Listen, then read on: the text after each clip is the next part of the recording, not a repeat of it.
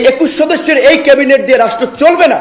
আমি চ্যালেঞ্জ করে বলতে পারি চলবে না, তারা ব্যর্থ হবে, সফল হবে না। এখানে অনেক যোগ্য লোকের আরো দরকার আছে। আনসারকে দিয়ে যে খেলা শুরু হইলো তাতে বোঝা যায় পতিত সরকারের সেনাপতিরা এখনো সবল এবং সক্রিয়। এই আনসার কাণ্ড একটা কিন্তু ওয়েক আপ কল প্রফেসর ইউনূসের সরকারের জন্য। সরকারের সব স্তরে হাসিনার লোকজনদের না বের করে দিলে এই অনিশ্চয়তা এবং স্থবিরতা কাটবে না। আমি এটা ক্রমাগত বলে আসতেছি, সুপ্পু থেকে শুরু করে হাসিনার নিয়োগ দেওয়া ব্যক্তিদের বাইর করে না দেওয়ার ফল আমরা পাচ্ছি এবং পাইতে থাকবো। বিএনপি আসবে নাকি জামাত আসবে সেটি নিয়ে সিনিয়র নেতারা বক্তব্য দিচ্ছে। কামড়াকামড়ি শুরু হয়ে গেছে। আগামী 10 বছর জাতীয় ঐক্য এবং সংহতির ভিত্তিতে দেশ চালাতে হবে। আগামী 10 বছর যদি এইভাবে কে সরকারি দল হবে কে বিরোধী দল হবে এটি নিয়ে সিনিয়র নেতারা কামড়াকামড়িমূলক বক্তব্য দেয়, তাহলে এই স্বাধীনতা ব্যর্থ হবে। আগামী 10 বছর জাতীয় সরকার গঠন করার মাধ্যমে সমস্ত দল এবং মতকে সাথে নিয়ে সরকার গঠন করতে হবে। আসসালামু আলাইকুম ওয়া রাহমাতুল্লাহি ওয়া বারাকাতুহু। দেশ ও দেশের বাইরে দূর দূরান্ত থেকে যে বা যাহারা এখন এই মুহূর্তে ভিডিও দেখছেন তাদেরকে অনুরোধ করব, দয়া করে পুরো ভিডিও সম্পূর্ণ না দেখে কোথাও যাবেন না আপনারা। সম্মানিত দর্শক শ্রোতা মণ্ডলী, ডক্টর ইউনূসের অন্তর্বর্তীকালীন সরকার ব্যর্থ হবে অনেকেই বলছে। এটি অনেকেই প্রশ্ন তুলছে যে দেশের এই ক্রান্তি লগ্নে সমস্ত বাধা উপেক্ষা করে প্রিয় দর্শক শ্রোতা মণ্ডলী সব কিছু কাটিয়ে উঠে স্বাবলম্বী হতে পারবে দেশ, নাকি ডাক্তার ইউনূসের অন্তর্বর্তীকালীন সরকার ব্যর্থ হবে এবং ফেল করবে? প্রিয় দর্শক শ্রোতা মণ্ডলী, জনমনে এই প্রশ্ন উঠছে বারবার এমনই প্রশ্ন ঘুরপাক খাচ্ছে। কিভাবে সবকিছু সামাল দেবে ডাক্তার ইউনূস? স্বৈরা শাসক শেখ হাসিনা ব্যাপক পরিমাণে ঋণ করে গেছে। সেই ঋণের অর্থ কিভাবে পরিশোধ করবে এই অন্তর্বর্তীকালীন সরকার? দেশের যেই অবস্থা, সেই অবস্থাতে দেশের কাঠামো নতুন করে সাজাতে গেলে অনেক সময় প্রয়োজন। সেই সময়টুকু কি পাবে ডাক্তার ইউনূসের সরকার? প্রিয় দর্শক শ্রোতা মণ্ডলী, পিনাকি ভট্টাচার্য তিনি খুব সুন্দর একটি প্রতিবেদন প্রকাশ করেছে তার ইউটিউব চ্যানেলে। তিনি বলছে ডাক্তার ইউনূস যত ভালো কাজই করুক না কেন ডাক্তার ইউনূস ব্যর্থ হবেন, ডাক্তার ইউনূস ফেল করবে। তিনি এই দেশে কোনোভাবেই এই ক্রান্তি লগ্ন কাটিয়ে নতুন করে দেশ সাজাতে পারবে না। ঠিক একইভাবে একই কথা বলেছে ভিপি নুরুল হক নূর। আজকে ভিপি নূরও বলছে ডাক্তার ইউনূসের অন্তর্বর্তীকালীন সরকার হয়তো ব্যর্থ হতে পারে। কেন এই সমস্ত প্রশ্ন উঠতেছে সে বিষয়টি নিয়ে আমরা কয়েকটা প্রতিবেদন দেখব। সর্বপ্রথম পিনাকি দাদার আমরা ভিডিওটা দেখব, তারপরে ভিপি নূরের বক্তব্যটা শুনব। আনসারকে দিয়ে যে খেলা শুরু হইলো তাতে বোঝা যায় পতিত সরকারের সেনাপতিরা এখনো সবল এবং সক্রিয়।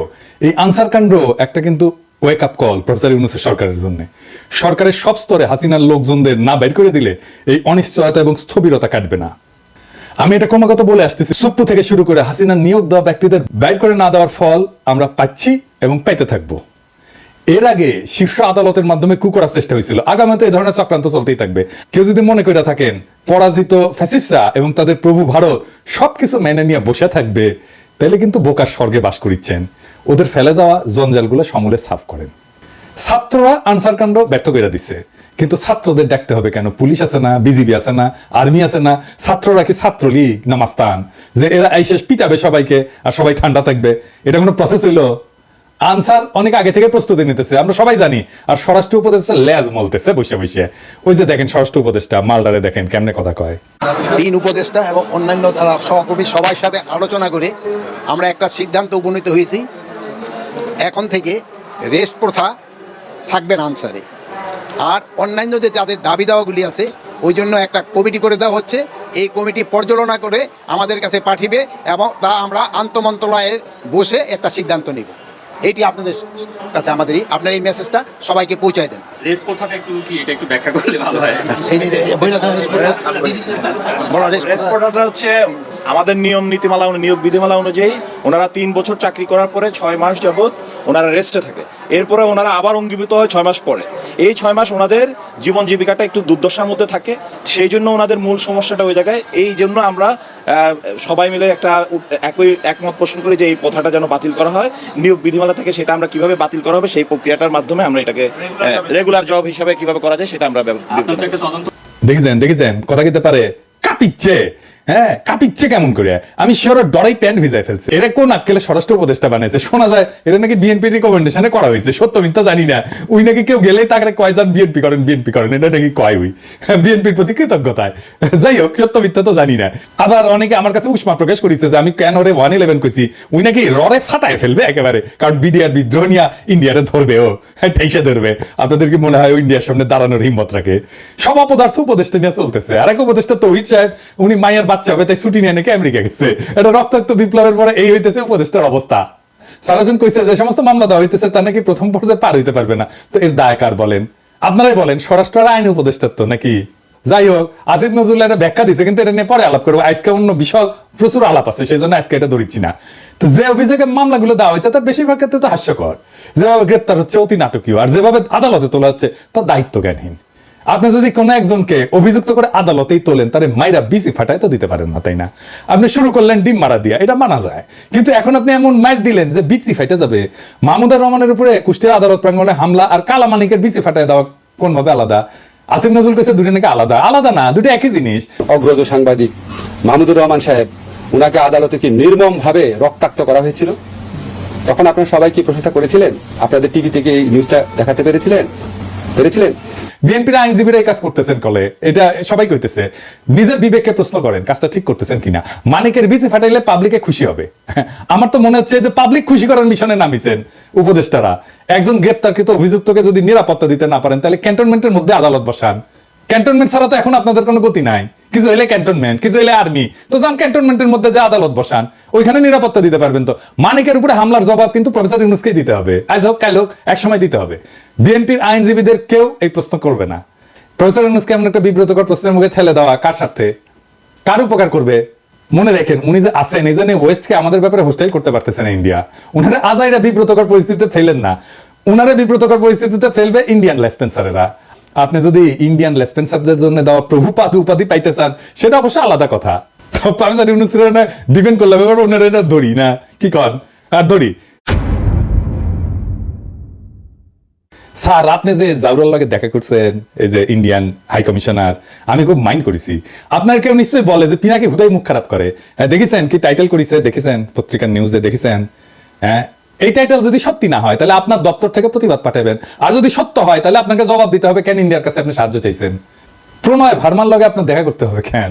সৌজন্য, হ্যাঁ ওই যে কইছে সৌজন্য সাক্ষাৎ, তো ও সৌজন্য দেখাইছে আপনারে স্যার, কি কন? আপনার শপথ অনুষ্ঠানেও আসছিল, আসে নাই, ওই সৌজন্যটা টুকু দেখাই নাই। এই তো জাউরের সৌজন্য বোধ, তাই না? আপনি বলেন ছাত্ররা আপনার দায়িত্ব দিছে, তো ছাত্ররা কি ভারতের সাথে কুসুম কুসুম সম্পর্ক অনুমোদন করে না তো। তবে এই ছাত্রদের সম্পর্কে কিছু বলা দরকার একজন অগ্রজ হিসাবে, আর এই লড়াইয়ের একজন স্টেক হোল্ডার হিসেবে। আর প্রফেসর ইউনূসকে কিছু ইনসাইড স্টোরি সম্পর্কে বলা দরকার, তাইলে ওনার বক্তব্যগুলো আশা করি আরো নিখুঁত হবে।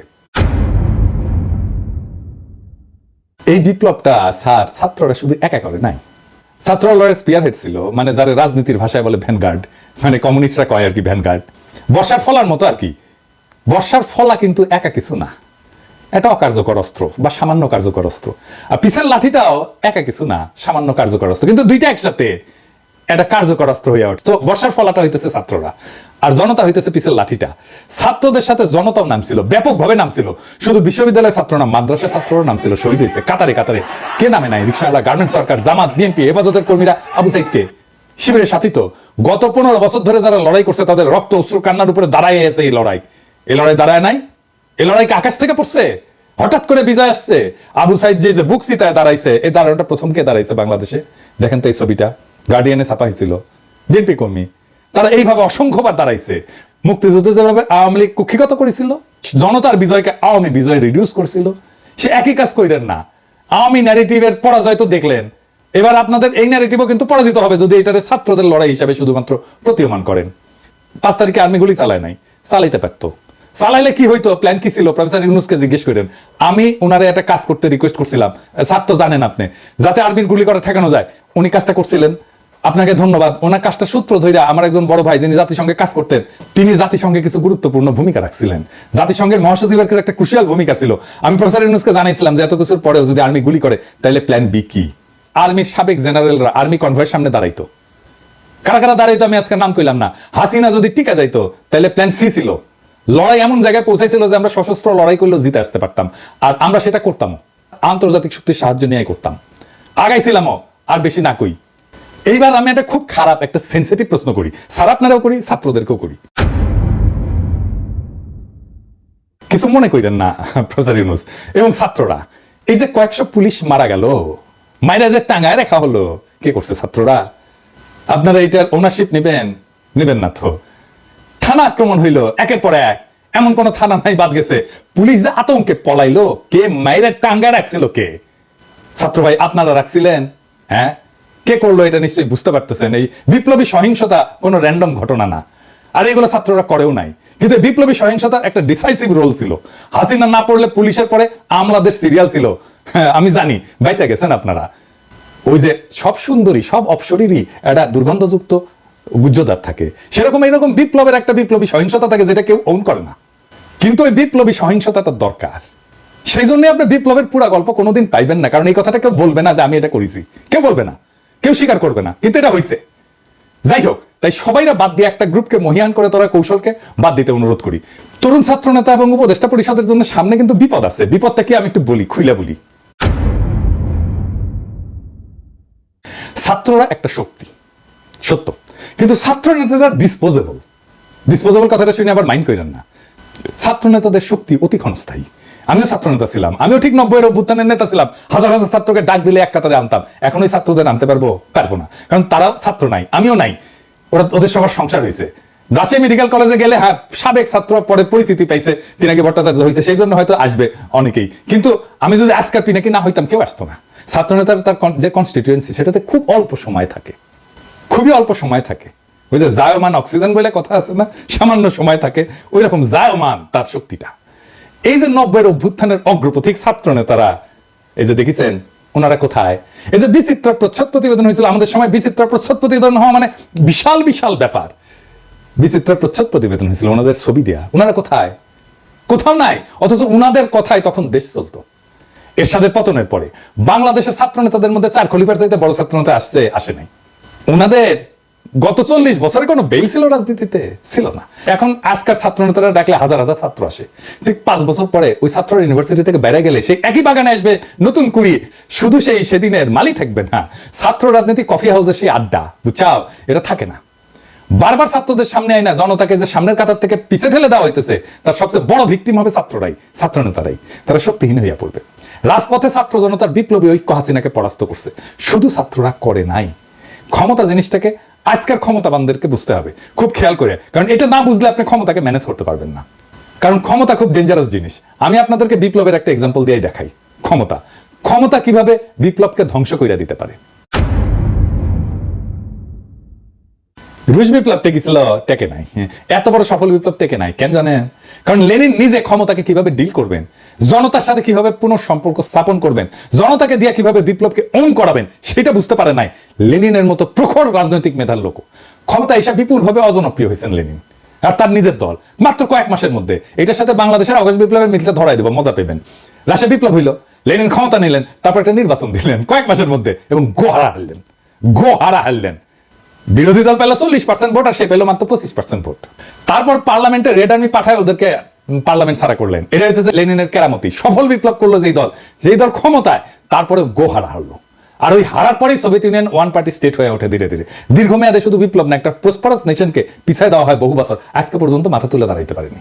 আর একটা এক্সাম্পল দিই, শপথ নেওয়ার আগে মোস্ট প্রমিনেন্ট আর পপুলার ছাত্র নেতা কারা ছিল? আসিফ আর নাহিদ, তাই না? এখন মোস্ট প্রমিনেন্ট আর পপুলার ছাত্র নেতা কে? সার্জিস আর আফনাজ আব্দুল্লাহ। কেন বুঝলেন তো?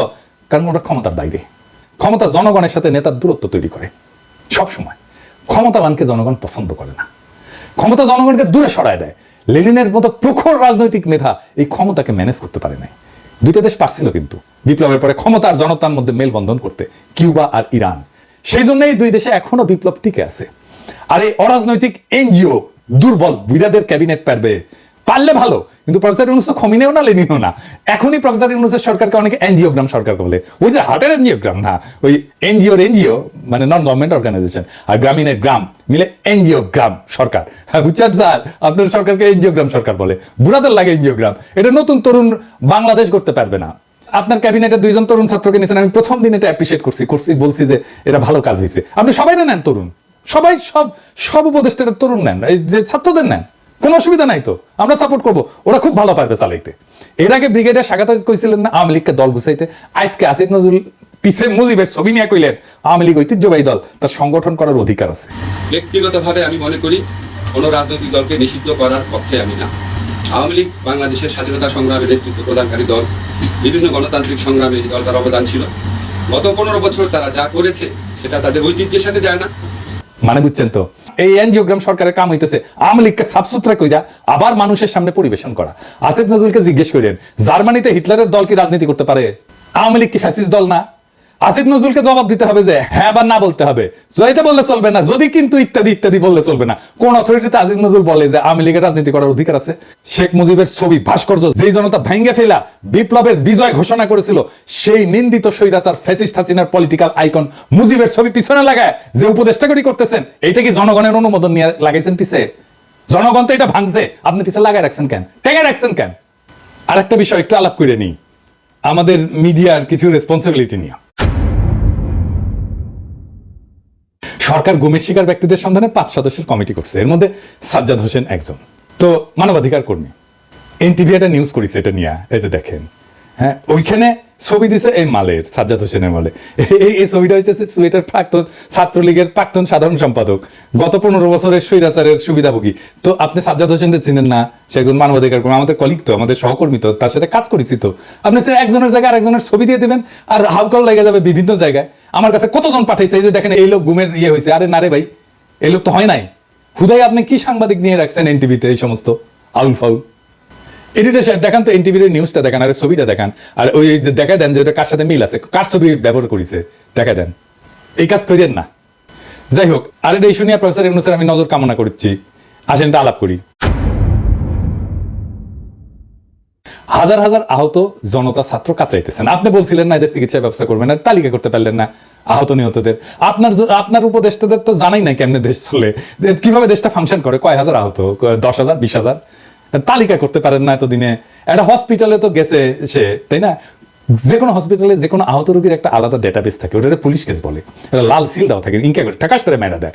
তো এই পুলিশ কেসগুলোর তথ্য নিয়ে রোড ট্রাফিক অ্যাক্সিডেন্ট, সাপে কাটা আর বিষ খাওয়া, এই 3 ধরনের রোগী যদি বাদ দেন 18 জুলাই থেকে 5 আগস্টের, তাহলে আহতদের পূর্ণাঙ্গ তালিকা পেয়ে যাবেন, মানে ঠিকানাও থাকে, ফোন নাম্বারও থাকে। 1 সপ্তাহের কাজ, আর একটু ভ্যালিডেট করে 1 সপ্তাহ, ম্যাক্সিমাম 1 সপ্তাহের কাজ। দেশ কেমনে চলে এটা জানেই না, এইগুলারে আপনি উপদেশটা বানিয়েছেন, তো বানাইছেন, ছাত্রদের বানাইতেন, সবগুলোই ছাত্র নিতেন, খুব ভালো কাজ করবে। আমি প্রথমে 2 জন ছাত্র বানাইছিলেন উপদেশটা, আমি কইছিলাম এটা ভালো কাজ করেছেন, আর সবগুলোরে নিতেন ছাত্র, কোনো সমস্যা ছিল না তো। যাই হোক, এই আলাপে শুধু ছাত্র না, ছাত্র জনতার এই বিপ্লবের অংশগ্রহণ নিয়ে কথা বলছি। 21 সদস্যের এই ক্যাবিনেট দিয়ে রাষ্ট্র চলবে না, আমি চ্যালেঞ্জ করে বলতে পারি চলবে না, তারা ব্যর্থ হবে, সফল হবে না। এখানে অনেক যোগ্য লোকের আরো দরকার আছে। আমরা প্রথম যখন হোম মিনিস্টার সাকত সাহেব ছিলেন, তার সাথে আমরা মিটিংয়ে পরিষ্কারভাবে বলেছিলাম তৃণমূল পর্যন্ত আইন শৃঙ্খলা পরিস্থিতি নিয়ন্ত্রণ করে পুলিশকে স্বাভাবিক করেন। বলছেন আজকে ভোক্তা অধিদপ্তর পুলিশ পায় নাই, কোনো থানায় পেট্রোল নাই, মানে পেট্রোলিং এর যে পুলিশ থাকে টহলে মুভমেন্টের উপরে রিজার্ভ, সেই পুলিশটা নাই। পুলিশের প্রায় 500-র মতো গাড়ি আপনার এই ঘটনায় পুড়ে গেছে বা নষ্ট হয়ে গেছে, তাহলে তার বের হতে গাড়ি লাগবে। তাহলে পুলিশকে ফাংশন করার জন্য এই পদক্ষেপগুলো নেওয়া হচ্ছে কিনা আমরা তো দৃশ্যমান কিছু দেখতে পাচ্ছি না। যে আজকে অভিযান চালাতে কেন ছাত্রদের উপরে ডিপেন্ড হতে হচ্ছে, আনসারদের ঠেকানোর জন্য কেন ছাত্রদের উপরে ডিপেন্ড করতে হচ্ছে। তো এখন প্রশাসনের মধ্যে এই যে 15 বছরে যাদেরকে প্রমোশন দিয়ে যোগ্যতা না থাকা সত্ত্বেও উঁচু পদে অধিষ্ঠিত করেছে, তাদেরকে রিমুভ করতে হবে। সেইটা এখন পর্যন্ত সব জায়গায় করা হয় নাই, হ্যাঁ সময় লাগবে, কিন্তু ফাংশনটা তো করাতে হবে পুলিশকে। এখন পর্যন্ত পুলিশি ব্যবস্থা ফাংশন করছে না, এটা খুবই অশনি সংকেত, খুবই অশনি সংকেত।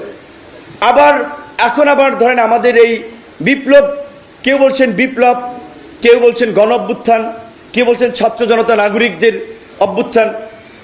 তো এখন সেটা নিয়ে এবার যারা একটু বুদ্ধিভিত্তিক লাইনে আছেন, নানান ধরনের ডিবেট আছে, বিতর্ক আছে, কেউ হচ্ছে সংবিধান ফেলে দাও, প্রেসিডেন্টকে সরিয়ে দাও, নানান ধরনের একটা কথাবার্তা বলছেন। রাষ্ট্র চালাতে হলে ধীর স্থির বুদ্ধিতে চলতে হবে, এখানে আবেগের জায়গা নেই, বাস্তবতার নিরিখে চিন্তা করতে হবে যে আপনার এই গভর্নমেন্টকে ইন্টারন্যাশনাল কমিউনিটি কিভাবে নিচ্ছে, দেশের আইন আদালত বা রীতিনীতির সাথে কতটুকু কিভাবে সাংঘর্ষিক হচ্ছে, অনেক কিছু মাথায় রেখে কিন্তু পলিসিগুলো নির্ধারণ করতে হবে। শুধুমাত্র আবেগ থেকে বললে হবে না। এখন কিন্তু রাজনৈতিক দলের সমর্থকরা, বাস্তবতা এই যে আমরা আলাপ আলোচনা করি, তো অনেকে কিন্তু এই চায় না যে ছাত্রদের প্ল্যাটফর্ম, যেহেতু তারা একটা রাজনৈতিক দলের ঘোষণা দিয়েছিল রাজনীতি করবে, সো তারা আবার রাজনীতিতে খুব তারা মানে অনেকে ভাবছে 111-এর মতো এই ধরনের ইন্টারিম গভর্নমেন্ট থাকলে বিভিন্ন কিংস পার্টি তৈরি হয়, তো আবার একটা কিংস পার্টি তৈরি হচ্ছে কিনা এই আশঙ্কা থেকেও কিন্তু রাজনৈতিক দলের মধ্যে একটা বড় ধরনের শঙ্কা আছে, আলাপ আলোচনা চলছে। সেই কারণে এখন কিন্তু ছাত্রদের কাজে আবার রাজনৈতিক দলগুলো আগের মতো আনকন্ডিশনাল সমর্থন কিন্তু দিতে চাচ্ছে না। বাস্তবতা কিন্তু আপনাদেরকে রিয়ালাইজ করতে হবে। আমি মনে করি এই সরকারকে যদি স্টেবল করতে হয়, এই সরকারকে যদি ফাংশন করাতে হয়, এবং যে মানুষের যে প্রত্যাশা রাষ্ট্রের মৌলিক সংস্কার, সেটার জন্য এই সরকারকে জাতীয় সরকারের রূপ দিতে হবে। জাতীয় সরকারের রূপ দিতে হলে বিএনপি, জামাত, গণ অধিকার, বিভিন্ন রাজনৈতিক দল বলেন, অন্যান্য রাজনৈতিক দল, অনেকগুলো দল বলে তো অনেক সময় লাগবে। আমি বলছি মেজর পলিটিক্যাল পার্টি, বুইফোর নাম সর্বস্ব পলিটিক্যাল পার্টি খুঁজে তো লাভ নেই, যেগুলোকে মেজর মনে করা হয়, যে যাদের অ্যাক্টিভিটিস আছে, যাদের ফাংশন আছে, যাদের গণতান্ত্রিক আন্দোলন সংগ্রামে ভূমিকা আছে, তাদের থেকে প্রতিনিধি নিয়ে, এটা 21 আছে, এটাকে 31 করা যেতে পারে আরো 10 জন নিয়ে, এটাকে জাতীয় সরকারের রূপ দিলে তাহলে যদি স্টেবল হয়। নাহলে এই যে রাজনৈতিক দলের সাথে এই যে প্রতিনিধিত্বশীল আপনার অংশের সাথে যে সরকারের একটা সন্দেহ সংশয় তৈরি হচ্ছে, এটা কিন্তু সরকারের জন্য ভালো না। এবং এখানে আমাদের একটা শঙ্কা আছে, ইউনূস স্যারের মতো একজন ব্যক্তি, তার যে অবস্থান এবং মর্যাদা, তিনি তো কোনো বদনাম নিশ্চয়ই নিবেন না। তো যদি দেখে যে রাজনৈতিক প্রেশার তৈরি হচ্ছে ইলেকশনের জন্য, সংস্কার হোক বা না হোক, আমার ধারণা তিনি তার এই বদনাম নিবেন না, তিনি অতি দ্রুত সময়ের মধ্যে একটা ইলেকশন দিয়ে দিতে পারেন। বিএনপি আসবে নাকি জামাত আসবে সেটি নিয়ে সিনিয়র নেতারা বক্তব্য দিচ্ছে, কামড়াকামড়ি শুরু হয়ে গেছে। আগামী 10 বছর জাতীয় ঐক্য এবং সংহতির ভিত্তিতে দেশ চালাতে হবে। আগামী 10 বছর যদি এইভাবে কে সরকারি দল হবে, কে বিরোধী দল হবে, এটি নিয়ে সিনিয়র নেতারা কামড়াকামড়িমূলক বক্তব্য দেয়, তাহলে এই স্বাধীনতা ব্যর্থ হবে। আগামী 10 বছর জাতীয় সরকার গঠন করার মাধ্যমে সমস্ত দল এবং মতকে সাথে নিয়ে সরকার গঠন করতে হবে। আমরা সংগ্রাম করি নাই, আমাদেরকে বাদ দিয়ে আপনি দেশ চালাবেন? এইখানে যারা আছে বক্তব্য রেখেছে, তারা সংগ্রাম করে নাই। প্রত্যেকের সম্মিলিত প্রচেষ্টায় আমরা এই স্বাধীনতা পেয়েছি। সুতরাং সরকার গঠনে সকলের অংশীদারিত্ব নিশ্চিত করতে হবে। এবং যে ওয়াদা 31 দফায় ছিল, 31 দফা তো আমরা সবাই মিলে তৈরি করেছিলাম, এবং সেখানে বলা হয়েছে জাতীয় সরকারের কথা।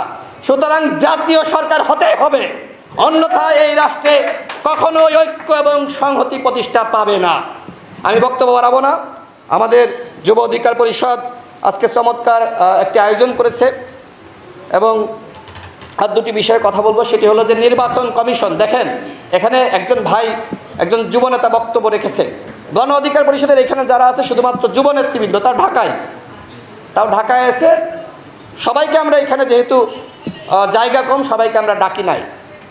এত বড় একটি দল, যার 64 জেলায় গণ অধিকার পরিষদের কমিটি রয়েছে, প্রত্যেকটা উপজেলায় আমাদের কমিটি রয়েছে, এবং আমাদের অঙ্গ সংগঠন ছাত্র, যুব, শ্রমিক, পেশাজীবী অধিকার পরিষদের কমিটি রয়েছে। আমাদেরকে নিবন্ধন দেওয়া হয়নি, নিবন্ধন দিয়েছে সুপ্রিম পার্টি, আর কি পার্টি যেন, সার্কাস পার্টি, বিএনএম সেনাবাহিনীর সাবেক সদস্যরা গঠন করেছিল। ওই সার্কাস পার্টিকে নিবন্ধন দিয়েছে, গণ অধিকার পরিষদকে নিবন্ধন দেওয়া হয়নি। এখনো পর্যন্ত হাবিবুল আওয়াল তার পদে বসে আছে, আর আমাদের উপদেষ্টা মহোদয়রা